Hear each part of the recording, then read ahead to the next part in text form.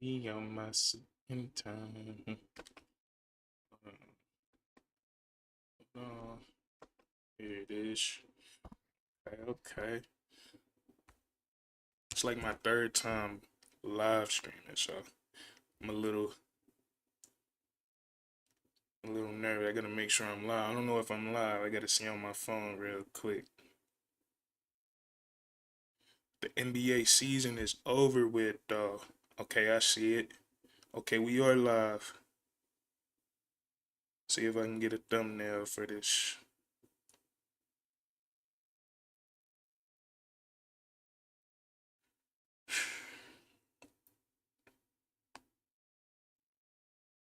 Hold on. Feel like an old man.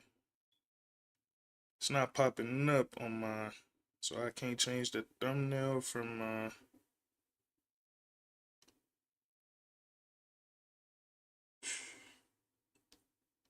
okay, I'm the first person in here. See if anybody else join up, man. But I'm gonna still start talking soon, even if it says, no viewers. But the NBA season was over, and I'm not gonna lie, I thought this was a very entertaining NBA season. I know it got off to a very slow start when we got the NBA trade deadline. We got a lot of the drama that a lot of people said that the NBA was lacking. I never thought that it was a boring NBA season as far as what I was seeing on the court. I think that the players nowadays, the product that they have, they are very entertaining. But at the trade deadline, I think the NBA did get some much needed drama, and we all know what that was. Luka getting traded to the Los Angeles Lakers. It literally blew the minds of not just the entire the country, but the entire world was shocked that Luka Doncic was traded from the Dallas Mavericks to the Los Angeles Lakers. Nobody could have seen that coming. And they were talking about that like it was a national holiday. So we had that, and that definitely spiced up the NBA season. And then so many different crazy things happened after that. The Detroit Pistons became one of the best teams in all of the NBA after being one of the worst teams in NBA history last season. We had LeBron James and Stephen A. Smith getting into it. We had LeBron James walk up to Stephen A. Smith during an NBA game, and then they had a whole back and forth after that. So we definitely got things spiced up after the All Star break, after the NBA trade deadline, and then we had this crazy, crazy race. We had this crazy, crazy race in the Western Conference. You look at all these records in the Western Conference. All these teams are just a game, two games from the let's see from the third seed all the way down to about the 10-9 seed. The Western Conference, all these teams damn near have the same exact record. So it was fun watching these teams come down the stretch. And then we seen the Western Conference, their seeding. It came to a conclusion today. We already had the Eastern Conference set up for the playoffs before today, but we had to see where teams like the Timberwolves, the Warriors, the Grizzlies, and the Los Angeles Clippers were gonna fall. Also the Denver Nuggets, as all of these teams played today. And the biggest game of the day that had the most impact or the most direct impact inside that game, you look at Shea Oliver, yes sir, let's go Rockets. The Rockets were big time this season. The Rockets were amazing. As you see, they're the number two seed. They're waiting for their opponent. 52 wins on the season, but the biggest game of today was the Golden State Warriors. We seen them have to go up against the Los Angeles Clippers, and these were two teams that were playing today that if they won, they got into the playoffs. And this honestly made the play-in tournament look kind of good because at the very end of the season, we see two teams, the Clippers and the Warriors. They were cheating that game like it was a game seven. It was one of the best games all season long, and it went to overtime, and the Clippers ended up coming out on top. So with that game concluding, and with the Nuggets playing today, with with the Timberwolves and the Grizzlies, all these teams playing today. We have the Western Conference playoff set. We have the Eastern Conference playoff set, and I'm not gonna lie, I'm very excited even for the play-in tournament, especially for the Western Conference. We have the first set of games. This bracket, the 9 and 10 seed to um with the Golden State Warriors, excuse me, with the Sacramento Kings and the Dallas Mavericks. Looking at that game, I think that's gonna be a very interesting matchup. If I'm being honest, Anthony Davis, it looks like he's, after missing so much time with that injury, it looks like he's whipping back into shape.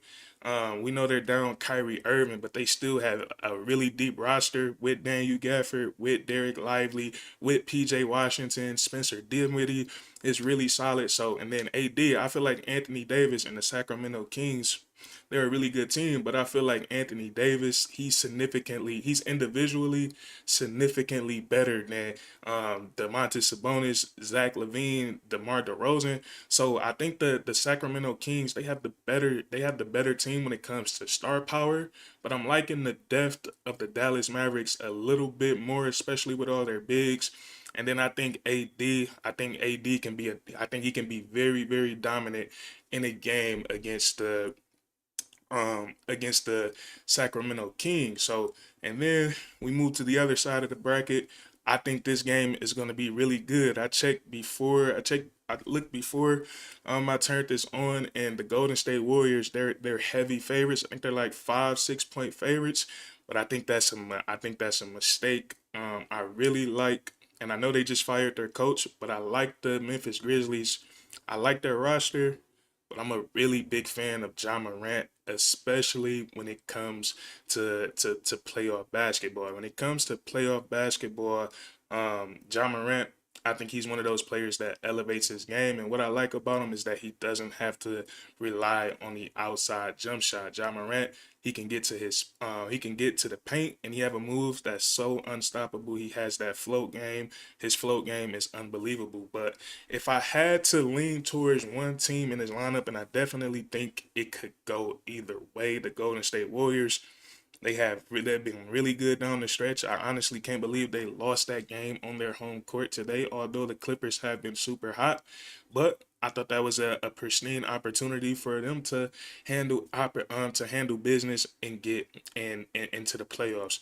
And believe it or not, I was listening to the broadcast. The Golden State Warriors, they have like a 0-2 or 0-3 record in playing tournament games, and one of those losses came a few years back to Ja Morant when he was a baby in the NBA. He was able to beat the Warriors in a playing tournament game. So, like I said, this one could go either way. And if I had to put my money down, I would go with the underdogs, and I'm going with the Memphis Grizzlies. Like I said, I think Ja Morant, he's a playoff riser. I like his ability to not have to rely on the outside jumper and get to his spots. The Memphis Grizzlies are a good defensive team, and then the Warriors do have home court advantage, so that's something to consider as well. So from what I'm looking at, I would love to see the Grizzlies here as the winner here, or I should say the Grizzlies would go here to face the Rockets, and then the Warriors would go here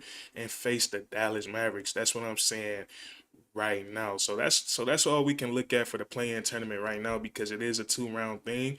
We do have some things we could talk about in the Western Conference. We can't talk about the Houston Rockets just yet. I'm really big on the Houston Rockets. I've been talking about these boys for about the last 2 years now. When they first got Coach Ime Udoka, I started to pay a lot of attention to them because I just thought that was really big for their franchise, getting Coach Ime Udoka, and then also getting the free agents that came along with it, Fred VanVleet, and somebody told me how to say his name. It's not Fred VanVleet, but it's just Fred Van. There's no L in it, so Fred VanVleet. Let me stop. Because this is live. I can't edit it out. But nonetheless, the Houston Rockets getting those guys, and then just they did a great job over the last couple of years drafting their young talent. Like their young talent is so deep. They have two lottery caliber players that's not in their normal rotation with Jabari Smith. Excuse me, with Cam Whitmore, who was selected like 20th by the Houston Rockets, but he was considered to be a lottery pick. He had an injury that were turning teams off. And then also Reed Shepard. Reed Shepard was the number, I want to say he was the number 3 overall pick in this year's NBA draft. So the Houston Rockets have done a great job of drafting. I think they're going to be a tough out in the first round. And that's what's so tricky about the Western Conference. You look at the second seed, you look at the first seed, and you think it's going to be an easy series, but let's just say out of these 4 teams, it's the Grizzlies and the Warriors that gets into the playoffs. Those are going to be some very tough first round series for the Thunder and the Houston Rockets. But the Houston Rockets, I like them against all 4 of these teams for the simple fact of their defensive versatility, their ability to score the basketball. But we're gonna save some of that for a little bit later and see who the Houston Rockets are actually gonna be facing. Same thing with the Oklahoma City Thunder. They're gonna have to wait a little longer for their opponent. They're gonna have to wait longer for their opponent than the Houston Rockets because they have to wait until both of these games finish up so we can see who that 8th seed is. But the Houston, you see the Oklahoma City Thunder. You look at the 1 seed, look at the 2 seed. They're 16 games ahead. They're 16 games ahead of the next team in second place. And I've honestly heard too much doubt about the Oklahoma City Thunder. It's actually crazy. If you just turn on people like to bring up the age. The age is just crazy. Let's just say if we didn't know their age and we turn the TV on and we looking at the way that they're playing, the way that their best player is effortlessly scoring the basketball, and the way that they're historically one of the best defenses of all time. I don't know. It's crazy to bring up age and experience as a factor to why these boys cannot win, even though they're coming off a playoff series last year, most of their court. But the Oklahoma City Thunder, I think that's a nasty, nasty machine, and they're going to be a very tough out into the Western Conference. And now we look at these 2 matchups. Now this is some great basketball, and this is some great TV for the NBA. These two series right here are gonna be must watch. You can't miss them. Starting with the Los Angeles Clippers and the Denver Nuggets. This is gonna be a really really interesting series, and believe it or not, as great as Nikola Jokic is, I'm actually leaning towards the Los Angeles Clippers, and I have a couple reasons for that. Leaning towards the Clippers. The first thing I want to look at is the defense for both of these teams this year. The Los Angeles Clippers, they've been a top 10 defense, top 5 defense all season long. And this has been a season where the Denver Nuggets had struggled significantly on the defensive side of the ball. They don't have KCP this year. Aaron Gordon, he was really banged up this year. So they don't really have any type of rhythm or no type of, they don't have no rhythm, or they haven't been that great on the defensive side of the ball this year. But offensively, they do have a guy named Nikola Jokic, who over the years he's been giving the Los Angeles Clippers a ton of problems. But I'm leaning towards the Clippers because the Nuggets, they're going through something crazy right now. They fired Coach Mike Malone right before, I think it was 3 games left in the regular season. This guy just won a championship 2 seasons ago.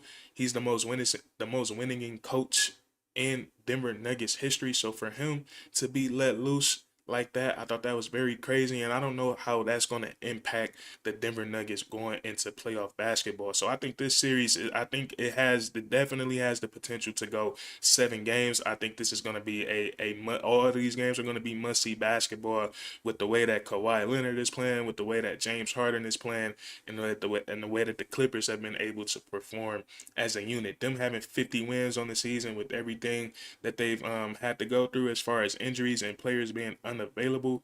They're going to be a very tough team in the playoffs. So I'm liking this series. I think it's going 7 games. And if I had to, flip a coin, I would go with the Clippers. I'm liking the Clippers for this series. And then we look at this series. This series right here, the Los Angeles Lakers and the Minnesota Timberwolves. The Timberwolves got that 6th seed today by beating the Utah Jazz. So with the Golden State Warriors losing, the Timberwolves, they get that final spot in the Western, or that final guaranteed spot in the Western Conference playoffs. And I think this series right here is going to be must see TV basketball as well, just from a pure hoop perspective, we look at all the guys we got in here as far as the stars with the Los Angeles Lakers. You have Austin Reeves, who's been unbelievable down since the second half of the season, since the All-Star break. He's become a very different player, and in the future, Austin Reeves, he's going to be making so much more money. I don't know where he's from, but I know he's from a very, very small town, and he's undrafted. And for him to be doing what he's doing, I just know that's a crazy feeling that he's feeling going to bed every single night. But Austin Reeves, they have LeBron James, they have Luka. So the Lakers have a ton of players on their teams that are so fun to watch. We look at the Minnesota Timberwolves. The Timberwolves, they got Ant-Man, they got Julius Randle, they got Rudy Gobert, they got Naz Reid, Dante DiVincenzo. They have a bunch of hoopers on their team, and when I look at this matchup, I'm leaning towards. I think this is another one that has the opportunity to go 7 games, but I'm leaning towards the Los Angeles Lakers for one simple reason, is that they have LeBron James and they also have Luka Doncic. Now, for the last however many years we've watched LeBron James, and I'm a big time LeBron fan. And I know I love my Pistons, but I also love LeBron James. A lot of people might call that crazy, but I'm leaning towards the Lakers because they have LeBron and they have Luka. And over like the last 17, 18 years, we've seen LeBron James continuously be the best individual performer in the playoffs. And even last year, even though they went home in the first round and they done went home in the playoffs before getting to the finals the last couple of years, it's still not many players going into a postseason that I would rather have than LeBron James. And then also you just add another guy to that with Luka. Luka is like a LeBron James. He's like a LeBron James like shadow clone. You know what I'm saying? He's like the unathletic version of LeBron James. As far as like what they do, it looks completely different, but from a production standpoint, it's exactly the same as far as points, rebounds, and assists. So to have two players like that, and it's just a blessing for Coach JJ Redick. It's like at all times he's going to be able to have a LeBron James and Luka Doncic type player on the floor, and these type of guys, they just impact the game so significantly for the opposing team's defense. A lot of the times it doesn't really matter those other four players who's out there with them from an offensive perspective, because those guys are so dynamic. Those guys around them get the easiest look. So that's what I'm rolling with for the Western Conference. I like the Grizzlies as underdogs here. I'm a big time Ja Morant fan, and I love his game when it comes to playoff basketball. He does not need to rely on the jump shot, and you don't really have to worry about him going cold. I like the Dallas Mavericks in his lineup. I think AD can, if AD comes in locked in playoff mode, he can dominate the Sacramento Kings front court. And then also, I love the Dallas Mavericks. I love their depth when it comes to playoff basketball. I love PJ Washington. I love Max Christie, Daniel Grafford, Derek Lively, Spencer Dinwiddie. I could see the Dallas Mavericks winning this game. And then, like we said, we have to wait a little while to see who the Rockets and the Oklahoma City Thunder would face. And then this series right here, I think this is going to be the closest and the hardest series to call in the first round, because Jokic is so damn good. I think he's going to have his team, even though they're going through a lot. Even though they're not that good of a defensive team, Jokic is so goddamn dynamic. He's going to keep the Denver Nuggets in this series, but I think I'm leaning towards the Clippers. And then for this series, I'm leaning towards the Los Angeles Lakers. And then we also have to see who the Rockets will have to face between these two teams. And then we move to the Eastern Conference. The Eastern Conference, we get to the play-in tournament. It's not as enticing as it is over here in the Western Conference, but some pretty good matchups. We got the Chicago Bulls and the Atlanta Hawks. I think if I'm not mistaken, I think these two teams have been in the play-in tournament. I think these two teams have been in the play-in tournament every year since the play-in tournament has been a thing. But we look at the 7-8 matchup. Um, Really interesting game here with the Orlando Magic and the Atlanta Hawks. Now, I'm going to come right out off the bat. No really need to think about it. I think the Orlando Magic, they should win this game.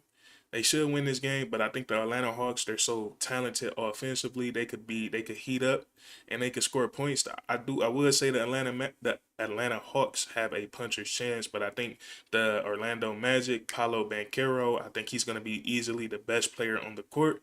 And then the Orlando Magic, they have the second, third best defense in the NBA. So, and then also the Atlanta Hawks are not that strong they're not that strong of a defensive team. So I don't think the Orlando Magic. I know they've struggled offensively this season, but I don't think their offense should struggle against the Atlanta Hawks, especially with Franz Wagner and Paulo Banchero. But the Atlanta Hawks are a very dangerous team. Like I said, I think they are gonna have a really good puncher's chance. The Orlando Magic, they are gonna have to go in there and take care of business. And I would say the Orlando Magic going up against the Boston Celtics, I know they're going to be heavy. They're going to be heavy favorites, but that could be a dangerous series for the Boston Celtics. The Orlando Magic is a team that's been able to beat them and be competitive with them over these last couple of years. Since they've acquired Kristaps Porzingis. So with Jaylen Brown going through what he's going through, the Orlando Magic, they're already going to go into this lineup. They're going to go into this lineup with confidence. So it's going to be very, very interesting to see how this series unwinds. Like I said, looking at it on paper, the Boston Celtics should win that series, but do not sleep on the Orlando Magic, and also do not let the 41-41 record fool you. These boys had a very rough year when it came to injuries. Paulo Banchero and Franz Wagner both sustaining the same injury this season, and it kept them out for an extended amount of time. So I'm going with the Orlando Magic for this play-in tournament matchup right here. And then we get to the Chicago Bulls and the Miami Heat. And this one is going to be an extremely close game. It's going to be a very close game. If I'm not mistaken, the Heat and the Bulls have faced off in the play-in tournament before with Jimmy Butler. They don't have Jimmy this time around. The Chicago Bulls were one of the biggest surprises down the stretch of the NBA season. They got really hot. They got on a winning streak. They beat some really good teams. They had one of the most viral moments this year when Josh Giddey hit that crazy game winner against the Los Angeles Lakers. So the Chicago Bulls, they've been playing some really, really good basketball. I don't know which team I would lean towards because I like Bam Adebayo, I like Tyler Hero, and I like the Miami Heat's ability to scheme defensively, especially in games like this. So I don't know. I think I'm gonna lean towards the Miami Heat for this game just because Bam Adebayo, Tyler Hero, I think they're gonna step onto the court, and if they're locked in, I know this year has been very. It seems like they haven't been locked in this year, but if they want to get into the playoffs, if they wanted to make a push for the AFC, and it's something that they want, I think the Miami Heat should take care of business and win that game. So, um, we have to wait a little while to see who the Cleveland Cavaliers are going to face. They're going to have to wait longer. The Boston Celtics will know by, damn, they don't have the games on here. I believe they start on Tuesday. But when this game concludes, the Boston Celtics will know who they will be playing between these two teams. Now the Eastern Conference. They do have two compelling first round matchups. I like both of these matchups. I want to start with the Pacers and the Bucks. Now, I should have looked. Hold on, we might be able to see. Let's see. Um, Damian. No, is Damian Lillard out for the season?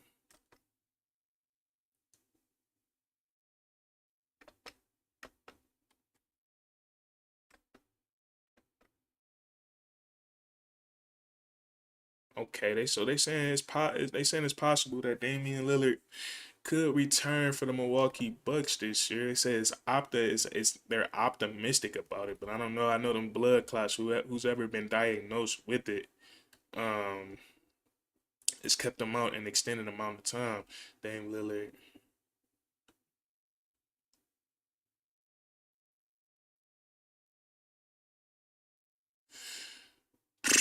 Hmm. But that's the 4-5 matchup for the Eastern Conference. I'm actually looking forward to watching this just because these teams they have a history. They've been real competitive with each other these last couple of years in the regular season. They met in the playoffs last year, but it was no Giannis and then it was no Dame towards the end of the series. So it was an easy task in my opinion for the Indiana Pacers. Now, once again, the Milwaukee Bucks, they're missing one of their two best players on the team, but this time it's Damian Lillard. And I will tell you, it's a big difference not having Damian Lillard, but and it's a big difference not having Giannis Antetokounmpo. So, this is definitely going to be a series. If it's like no Dame at all, it's definitely going to be going the distance, 7 games, because the Indiana Pacers, they're very confident against the Milwaukee Bucks. They score at will against the Milwaukee Bucks, and it's the same thing with Giannis Antetokounmpo. He gets whatever he wants against the Indiana Pacers, and the type of guy that the type of guy that Giannis is, um, his impact on the game is a little bit different than Damian Lillard's as far as when it comes to his teammates and as far as what you got to do to try to stop Giannis Antetokounmpo. You got to throw damn near 3-4 players at him. So when you have Giannis out there and Dame unavailable, it makes a big difference. It's going to make it a lot easier for the guys on the court. So this series is like in the same situation as last year, but it's going to be a little bit different out on the basketball court. And I think this time, because it's going to be Giannis available instead of Damian Lillard, I think the Milwaukee Bucks are going to be able to be much more competitive against the Indiana Pacers. But with Dame being out, I cannot give the Bucks a clear cutting edge, but I do like the Bucks in this series because they have Giannis Antetokounmpo, and I think he's significantly individually better than the best players on the Indiana Pacers, than Tyrese Halliburton. And I'm not gonna lie, Tyrese Halliburton, he closed this season in a crazy fashion. You look at his game log, his assist to turnover ratio was very crazy. But I think Giannis, I think he's significantly better than Halliburton and Pascal Siakam. So that's going to be a fun matchup. And then also, I think this matchup right here, I think this matchup is going to make a lot of money for the NBA. I think this matchup has a lot of potential. First of all, from like just from the basketball standpoint alone, like just from the X's and O's, like just watching the game, it's gonna be some very fun basketball for the New York Knicks. You got Jalen Brunson, who loves the bright lights. He loves the playoffs. He takes his game to a new level. He gets a lot more aggressive in the playoffs. And then on the Detroit Pistons, you have Cade Cunningham. Cade Cunningham, in my opinion, like I said about this guy over here, LeBron James, is not too many players I would want over LeBron. Same thing with Cade Cunningham. Is not too many players, and I know Cade has never been to the playoffs before, but you can kind of tell. You can kind of tell when a player is going to be a playoff riser. You can kind of tell the guys who are going to tuck their tails. And I think Cade Cunningham, he's going to be a guy that's going to rise to the occasion. We saw him in the times that he played in the Garden this year. He loved playing in the Garden. He had big time games.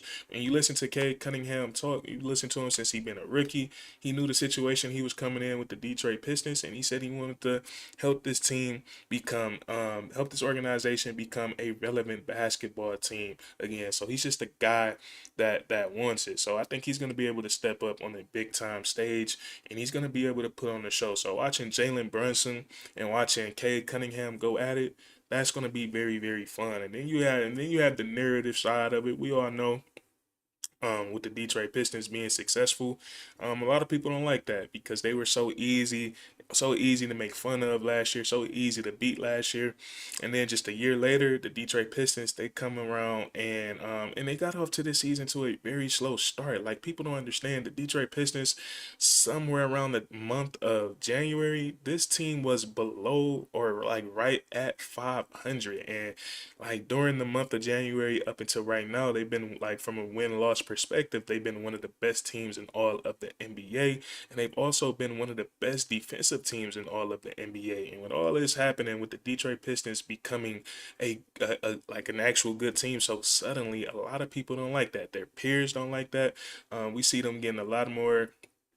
We see them getting a lot more. What's the word I'm looking for? Um, I don't know what word I'm looking for right now, but we definitely see it's like every time the Detroit Pistons play, teams are starting to RTK. I don't want to. I don't.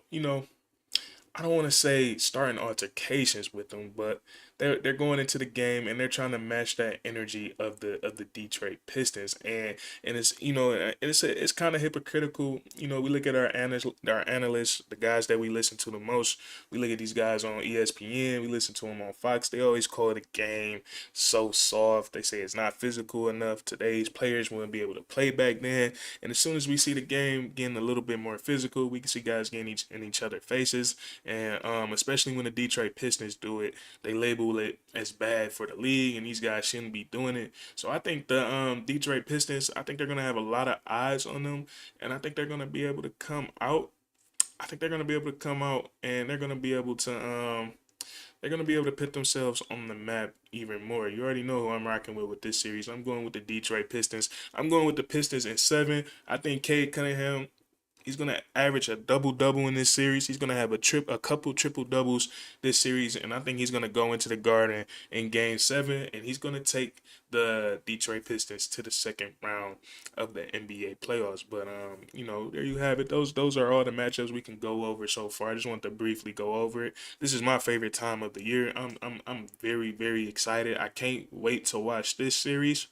Can't wait to watch this series. Cannot wait to watch this series. I wouldn't say that I can't wait to watch this series, but I'm definitely gonna watch it, and I'm also excited to see who these boys are gonna be playing in the first round. Definitely not missing a game of the Houston Rockets, but that's what I want to go over today. I wanted to try to make this a habit, getting on live more.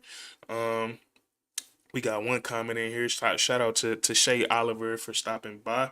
But I definitely want to start live streaming more. But I gotta get a little bit better at being tech savvy. I'm not tech savvy at all, but we're definitely gonna work on it. Whoever that is that just joined, I'm so sorry. We just finished up, but I appreciate you for stopping by, man. But yeah, definitely after each and every playoff game, I'm gonna go to try to go live and talk about those teams that played that night. I'm not gonna try to do it. I am gonna do this. So definitely gonna be going live a lot more over these next couple weeks. For those of you who did stop in today, I really appreciate it, and I can't wait to see who stop by in the future. It's playoff basketball. I'm super excited, and let me turn this off, man.